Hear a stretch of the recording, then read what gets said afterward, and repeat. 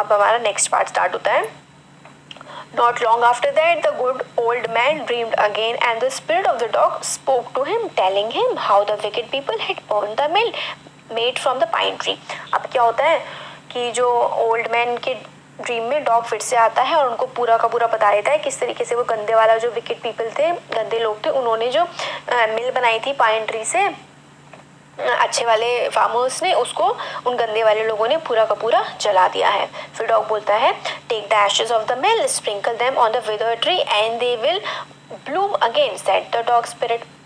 फिर डॉग की स्पिरिट कहता है कि जो उन्होंने जला दिया है उसकी जो राखें हैं, मतलब राख जो बची होगी, एशेज बची होंगी, उसको तुम लाओ और जो ट्री है ना तुम्हारे उस घर में या फिर जो भी ट्री है उसके ऊपर तुम बिखेर दो ऐसा, और फिर वो ट्री फिर से अच्छा सा सुंदर सा हो जाएगा। The old man अवोक and went at once to his wicked neighbor's house where he found the miserable old pair sitting at the edge of the square fire palace। फिर वो क्या होता है, जैसे ड्रीम देखता है वो अच्छा वाला जो फार्मर होता है वो अपने नेबर के घर जाता है और उससे कहता है, मतलब जो एशेज होती हैं, जो उनकी जली हुई मशीन से बनी होती हैं एशेज, वो उनको ले आता है।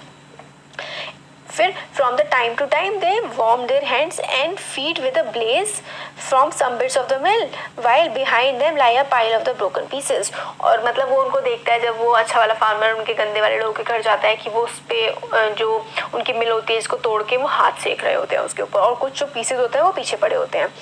Good old man humbly asked for the ashes. तो अच्छा वाला जो ओल्ड मैन होता है वो उससे बिल्कुल हम्बली, बहुत ही आराम से अच्छे से बोलता है कि तुम मुझे जो एशेज हैं ये दे दो। दो the कोविडियस couple turned up their noses at him and scolded him as if he were a thief, they let him fill his basket with the ashes। पहले तो मतलब बहुत ही गंदी तरीके से उन गंदे लोगों ने उसको ट्रीट किया कि जैसे कि वो कोई चोर हो और कोई चोरी करने आए, मगर फिर बाद में उन्होंने कहा अच्छा ठीक है ये एशेज ही तो हैं, राख ही तो है, किसी काम की तो है नहीं हमारे, तो ले जाओ इन्हें। On coming home, old man took his wife into the garden। और फिर जब वो घर आता है वो अपनी वाइफ को गार्डन में जो उनके घर के पीछे होता है वहाँ पे लेके जाता है। इस समय क्या होता है, जो मौसम होता है सर्दियों का मौसम होता है। It being winter their favourite cherry tree was bare. और उनका जो फेवरेट चेरी का पेड़ होता है वो बेयर, मतलब बिल्कुल सुनसान सा होता है, बंजर सा होता है, उस पर कोई फल या फूल नहीं होते हैं। He sprinkled a pinch of ashes on it and lo it sprouted blossoms until it became a cloud of pink blossoms which perfumed the air। और वो क्या होता है, थोड़ी सी जो ऐश होती है, एक पिंच, पिंच मतलब होता है बिल्कुल थोड़ी सी, स्प्रिंकल मतलब होता है फैला देना, थोड़ी सी ऐश लेते हैं और पूरे चारों पेड़ के चारों तरफ उसको फैला देते हैं, और क्या होता है वो जो चेरी का ट्री होता है वो ब्लॉसम हो जाता है, मतलब खिलने लगता है, उसके पिंक कलर के जो फ्लावर्स होते हैं वो ब्लॉसम हो जाते हैं और उसमें से हर तरफ खुशबू ही खुशबू हो जाती है। ये वाली जो न्यूज़ होती है पूरे के पूरे गाँव में फैल जाती है और सब लोग इस अचंभे को देखने के लिए आ जाते हैं। और वो गंदा सा जो कपल होता है वो भी ये वाली स्टोरी सुनता है और बाकियों की तरह वो भी मतलब वहाँ पहुँच जाता है। और मगर फिर वो क्या करता है कि जो बची हुई एशेस की वो होती है, मिल की जो ऐश होती है वो तो उन्हीं के घर में पड़ी होती है, तो वो उनको लेता है और वो ट्री पे डालने लगता है।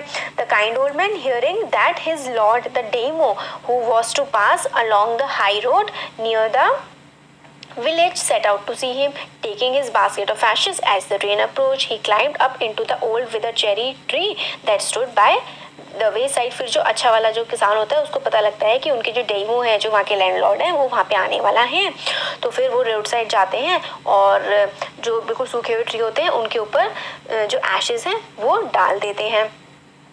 और जैसे कि ट्रेन आती है और वो उस पे चेरी ट्री पे डालते हैं और जो चेरी ट्री होता है वो खिल जाता है। Now in the days of the daimyos it was the custom when their lord pass by for all the loyal people to shut up their high windows. फिर क्या होता है, उस टाइम में जब डेमोज आते थे, जब लॉर्ड पास अप मतलब जो डेमो जो उनके लॉर्ड होते थे वो पास होते थे, तो जब वो निकलते थे तो ऐसा कस्टम था जो ऊंची ऊंची विंडोज होती थी ना उनको बंद कर दिया जाता था।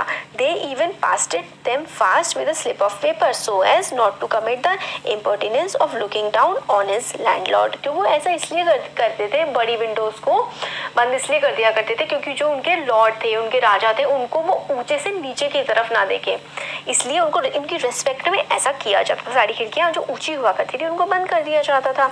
All the people along the road would fall upon their hands and knees and remain prostrate until the procession passed by। और लोग क्या करते थे, उनकी इज्जत में पैर से मतलब घुटने भी नीचे कर दिया करते थे और हाथ भी नीचे कर दिया करते थे, झुक जाया करते थे उनकी रिस्पेक्ट में जो डेमो थे।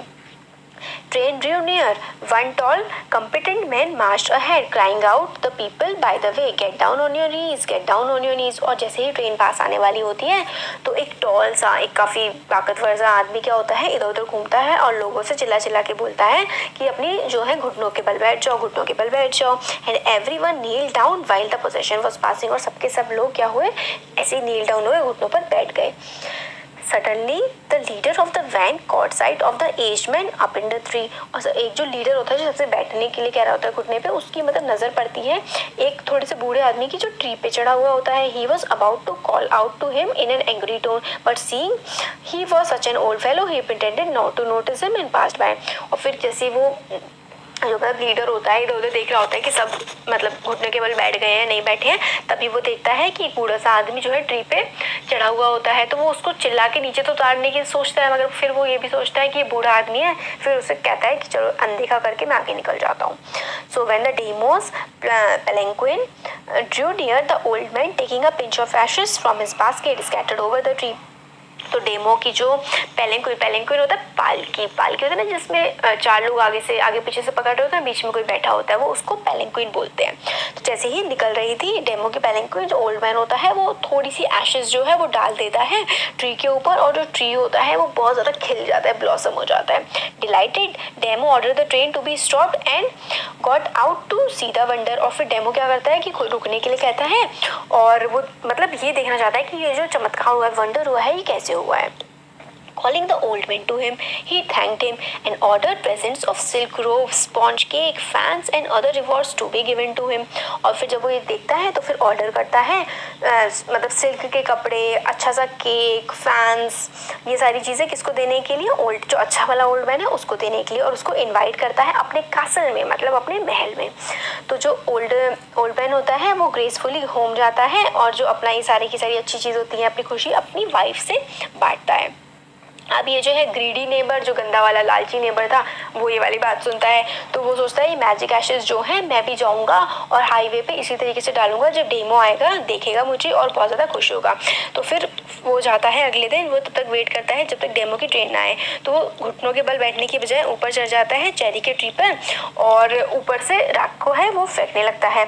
और जैसे ही वो राख को फेंकता है तो मतलब कोई चमत्कार तो होता नहीं है, और जो हवा होती है उससे क्या होता है, वो हवा चलने की वजह से वो राख जो है वो डेमो की आंख में और नाक में चली जाती हैं, डेमो की और उसकी वाइफ की। इसकी वजह से उनको छींकें आने लगती हैं और काफ़ी ज़्यादा प्रॉब्लम होती है।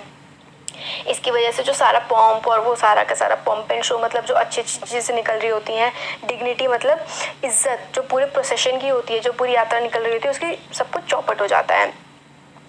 The man whose business it was to cry, "Get down on your knees," seized the old fool by the collar, dragging him from the tree and tumbled him and his ash basket into the ditch by the tree। फिर वो क्या करता है, जिसकी duty होती है ना कि नीचे बैठ जाओ, अपने घुटनों पे बैठ जाओ, ये बोलने की, वो उस गंदे वाले ग्रीडी मैन को पेड़ पे से उतारता है और खूब तेज से खींचता है और ऐसे करके धक्का देता है कि वो गड्ढे में गिर जाता है। फिर आगे क्या होता है, then beating him soundly he left him for dead. और उसको बहुत ज़्यादा पीटता है और उसको मतलब मरने के लिए वहीं पे छोड़ देता है। Thus the wicked old man died in the mud, but the kind friend of the dog dwelt in peace and plenty, and both he and his wife lived in the green old age। और फिर क्या होता है, जो wicket man होता है वो तो वहाँ पे मिट्टी पे पड़ा पड़ा मर जाता है, मगर जो अच्छे वाले जो डॉग के फ्रेंड्स होते हैं, अच्छे वाले जो कपल होता है, वो अपने जो बुढ़ापे में बहुत ज़्यादा आराम से और खुशी से रहते हैं, अपनी अच्छी सी जो उम्र है वो बिताते हैं। तो यहाँ पे हो गया हमारा चैप्टर कंप्लीट। आपको कैसा लगा कमेंट सेक्शन में कमेंट करके बता सकते हैं। अच्छा लगा